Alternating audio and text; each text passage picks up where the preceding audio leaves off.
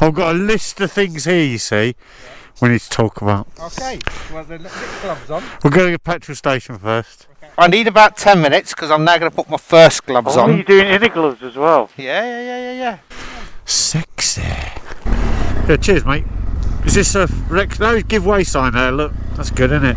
Twat. This is not how to do it, because we don't know how to do anything, but this is how we did it. So the first thing I've got on the list is the route, the distance, the time, the flexibility, the research, which was mainly me, and the time of year.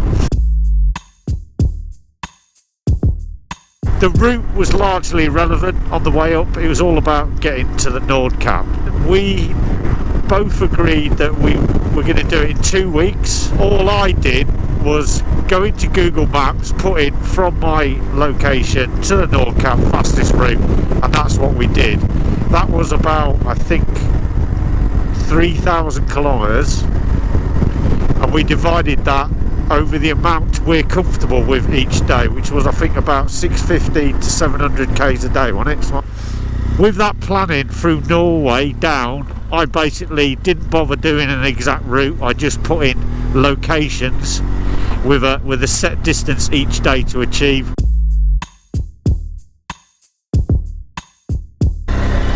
Right, how did you feel about going in September? Would you rather have gone in a warmer month?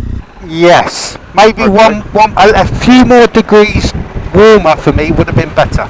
Now I had a look, and our temperature range was -2, I think, at the Nordkapp, and it was plus the hottest it got, well, I think was 14-15 degrees. I think one advantage of going in September was, but we don't know this, was I think the roads were more quieter. For the roads that we rode on, which were absolutely stunning, I would have expected more from the camper vans, and not so much the caravans because you never get them up there. Because of the time we went, we took the hit on some of the nice routes that we'd done as well. Some of the really most scenic things, Trollstigen, and that, I can't remember the name, but the big mountain road we went around, which is, I've seen videos of other motorcyclists doing that. It is absolutely stunning. We didn't get any of that. I presume it's a massive dam that I can't see the dam.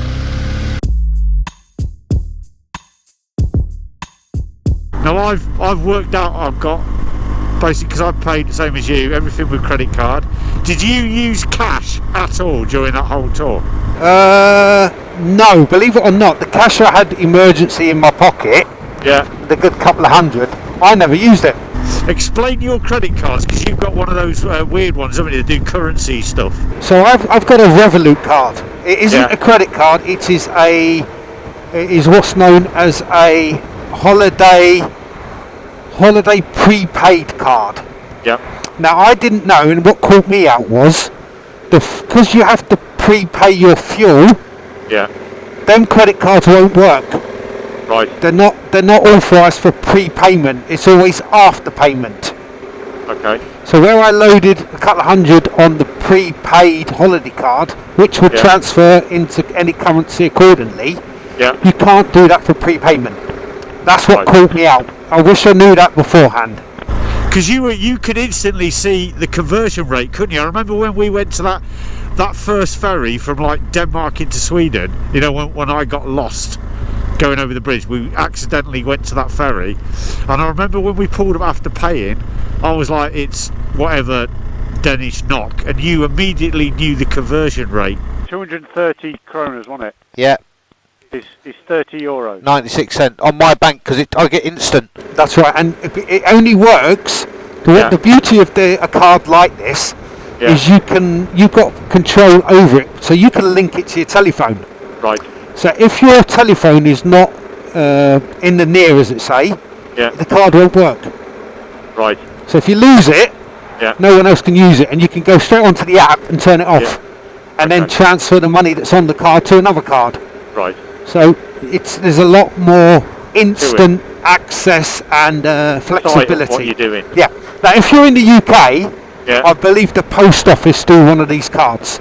Right, okay, top tip. So both of us never use cash, no requirement, everything's credit card. I've made a table of all the costs. Obviously, fuel price, fuel was the major cost. Accommodation only came in at €35 each because we wild camped the whole time. The majority of the food was military rations that we took with us, so very little cost other than fuel. That's all done on the table. Fuel, petrol stations. Petrol stations is where we stop at a lot. Definitely in Norway and Sweden they were all, or were they fully automated? Definitely Norway, everything was fully automated, wasn't it? Yes. One of the top tips we learned, and I think we learnt it too late, was that when we started wild camping, most of the large petrol stations had shower units for the lorry drivers that they let us use. We didn't click onto that, did we? We didn't click onto that quick enough. What we also learned was that was where we were eating most of our snacks, wasn't it? In the petrol stations, because they all do bloody hot dogs is the thing, isn't it? Yeah, they love their hot doggy style. Out there. Around it. They're relatively cheap. I think through there was $6 on their currency or something. Yeah. And of course, don't forget when you're in the petrol station, if you're wild camping, fill up with your water. And most of the petrol stations, the big ones, although are fully automated, they always obviously have somebody inside the shop. There was plenty of fuel stations, and I think the last one we found to the Nordkapp was, if I remember rightly, 120, 130 k's from the Nordkapp. It's not really an issue now. We know there's a petrol station here. It's only 100 k's from the Nordkapp, well, 130 k's. If you've got a range of 260 k's, you're laughing. You can get from there to the Nordkapp back down. Now what we did, because we got bit by this, we had a problem with my bike. And the only problem we found was, when going onto Google Maps, was the nearest official bike garage. Now that was a problem. Yeah, so the only bike garages official, as in like a Honda dealer, and I'm sure BMW the same, was in the major cities, which is obviously down south.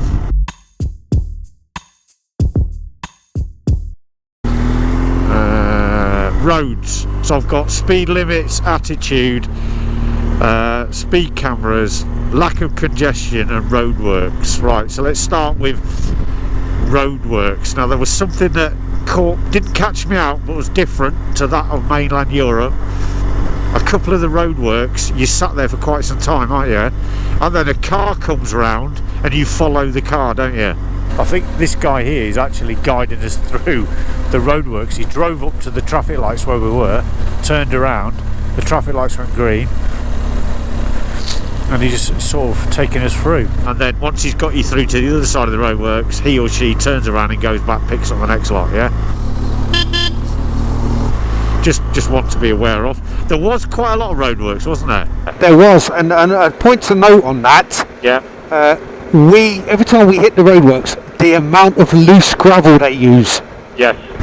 Speed limits, Jason, what were they? Can you remember?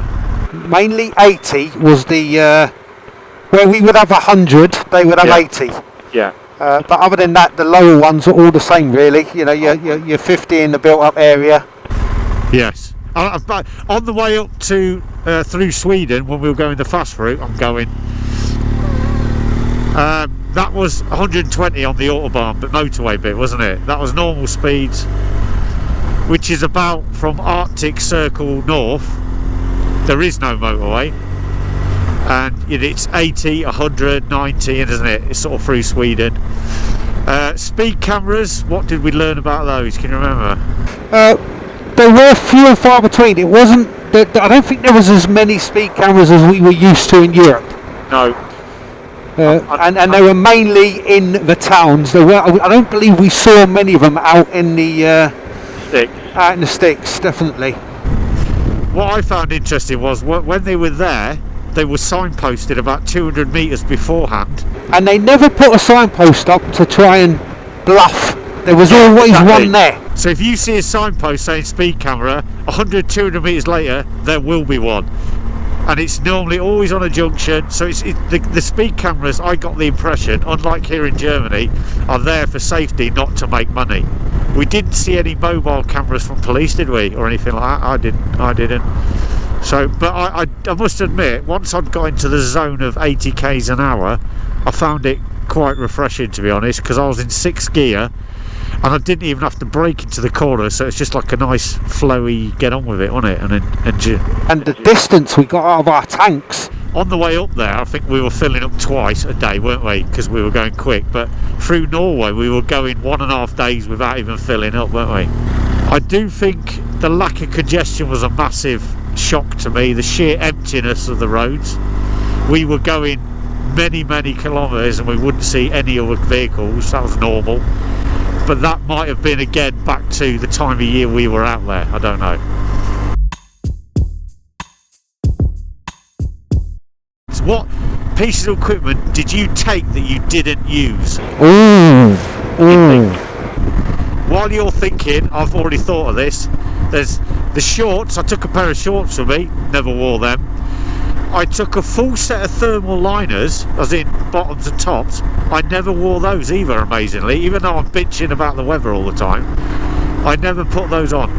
Right. I think it was laziness on my behalf. Okay, the one thing that I didn't use as much as I wanted to was my frying pan. Oh, okay, yeah. We only had shall we say, a roadside lunch once. I think we went with rehydrated military rations simply because we wanted to take as much food with us because we didn't want to pay Norway prices for stuff. What would you say is your top 2 best bit of equipment that you took with you? Am I allowed 3? You're allowed as many as you want, but let's, Right, my sleeping system. Which was what? Which is obviously the Helinux Camp one. Well, I had a snug pack, brand new snug pack sleeping mat, and on I think night 3 or 4, that ripped and started bulging. Jason's reporting an equipment failure with his snug pack self-inflating mat, which is base camp ops mat. I just see there. Oh, there you can see it. Look. So it's got basically like some kind of brain tumour on it. On my Sea to Summit self-inflating Comfort Plus thing, that got 3 punctures all on about the same time, right at the end of the tour. So we're talking the last 3 days. I noticed when I was waking up that it deflated. Now, luckily, because it's got a sponge core in it, it was enough to keep me sort of fairly comfortable at night, but it did deflate. What I've learned from that myself, the lesson is I've now gone back to, I'm going to use in future equally, I've got a Helinux Cot Light, which is a bit narrower, a bit shorter, so not so good for sort of taller guys, but I'm now going to go back to that because it's basically, they're bulletproof. They can't fail like if you're solely relying on an inflatable mattress thing, then I don't know, everyone I've had's failed, but maybe it's just me. And last but no way least, the item we both used every day and it hasn't let us down is our water carrier. Yeah, the Sea to Summit Water Cell X, I think they are, 4 litres, totally invaluable. That's coming on every tour now. What about your cooking system? You're happy with that? I am, but again, it's big, it's bulky, but again, wherever you are, I will always have unleaded fuel. They are temperamental, and I do have with me is a small service pack that you can get to change out the fuel injectors and all the good stuff. But as far as running out of gas canisters, never done it, because I believe on one of our days we were hunting fuel for you. Yeah, now on that, so I took my trusty, what is it, Trangia, innit, that you gave me. Let's get the tea on.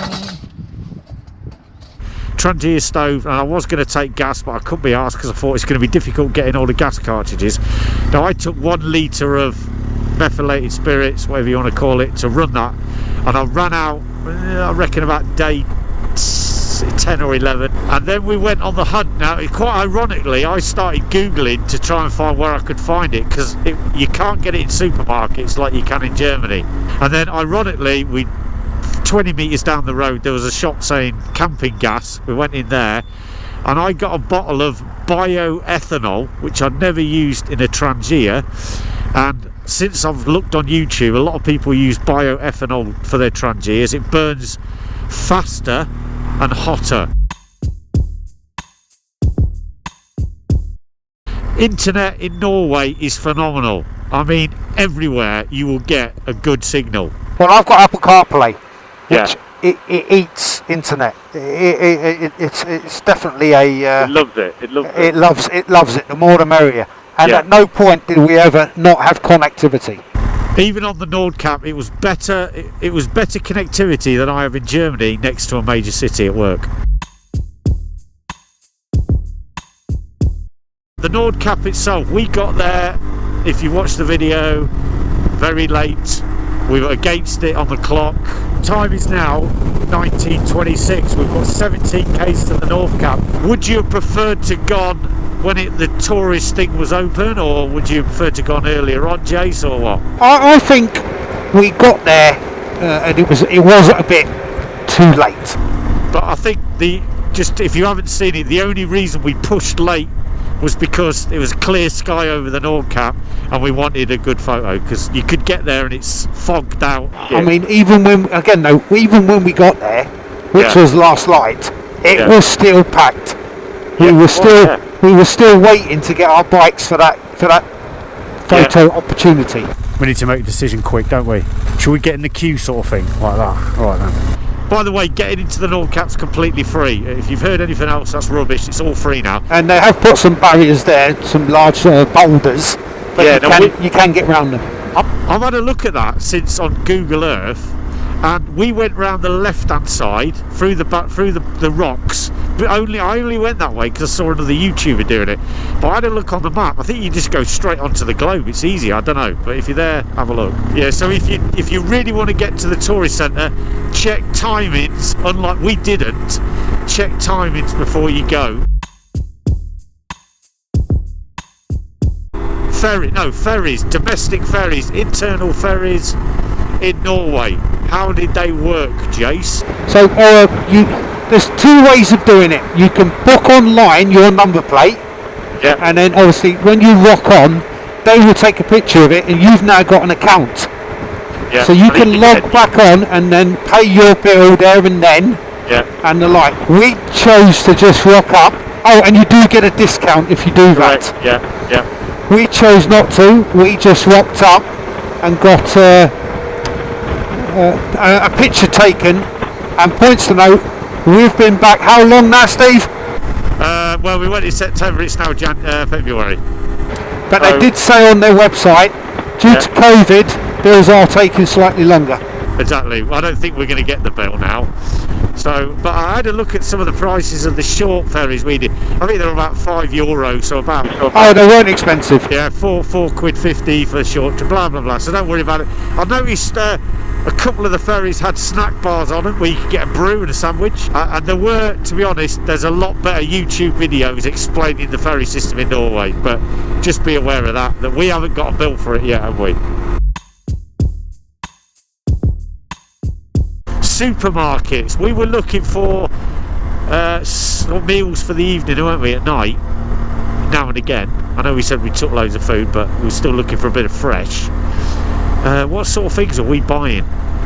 As far as the difference with what we found was the difference with the supermarkets that we're used to is that you can go in and you can buy ready to eat. That's right. Sort of think pot noodle shit. Or if you're in Tesco's, you can go to Tesco's, pick up your meal deal. Yeah. And they don't do, or they haven't embraced yet the meal deal. They've not embraced meal deals, and they haven't really. They don't. I couldn't find anyway like a boil in the bag type meal, all in one stuff. No, we couldn't. We struggled, didn't we? At one point, we went into a small supermarket, and the only thing that was ready to eat, I think, was a packet of donuts and some biscuits. And I did run out of food at the end, didn't I? Because I was basically sponging off you. Yeah, but I the last couple of days. I was filling my Africa Twin up as a tank, so it was carrying far too much stuff. But luckily enough for me, so I'm not complaining. Yeah, so you're not going to complain. biking kit. Now we both had similar suits, that is a laminate outer layer with a waterproof inner layer, Gore-Tex. Yeah, but you got to remember, because of the season we chose to ride, because of our setup where our waterproof liner is inside our suit, we chose obviously to take an extra set with us. And by God, was that a good choice. Mate, invaluable, because obviously when it rained there, it rained for 3 days at a time. Hang on, I'm just adding to my misery list. Presuming Norway, regardless what time of year you go, is like Scotland, always take external waterproof with it. Yes. Yeah. That is definitely a good top tip. Wild camping was extremely easy. Yeah. Obviously, the downside to wild camping is you don't know what you're going to get. That is true. And we had some good ones and some less good ones, didn't we? Yeah. I mean, let's use the really nice man-made beach with a sauna, fireplace. That was a pure luck, wasn't it? Pure luck. Found it by pure chance. But you sort of developed, and I mentioned it on the video, almost a sixth sense for wild camping. We both got in tune with it, didn't we? As in... Oh yeah, you get a feel for, oh, this road's going to have some bits going off and on. And again, even the time of season that we went, there were still motorhomes on some of the roads. Yeah, not so much nearer to the Nordkapp, but as we were coming down. What apps were you using? We used the iLander as the main source. iOverlander, innit? Yeah. That was good. Very good. Very good. But yeah, again, even with that in mind, we found our hut, which was next to a lake for fishing. Is that the fishing one? Yeah, we found that just by using Google. There was also, we had an extremely good, it wasn't an app, but a website for Denmark that I found that listed all those huts, those open huts, and that saved us on the last day, remember, when we just came off the autobahn, it was pissing down with rain, and we were close to getting a hotel, and then we just that app up, and straight away, 2k's down the road, perfect hut. That was a bonus. And of course, don't forget, research, go online, go to YouTube, other people that have done it, where they've camped, how they've camped, and then you can also get a feel. But some of them small little huts, where they're just big enough for you to lie in, were also perfect. But let's be honest, you can also, on our video, I've wrote the exact coordinates of every place we stayed, so if you're stuck you can use them as well. Some are good, some are not so good. Right, let's go shopping.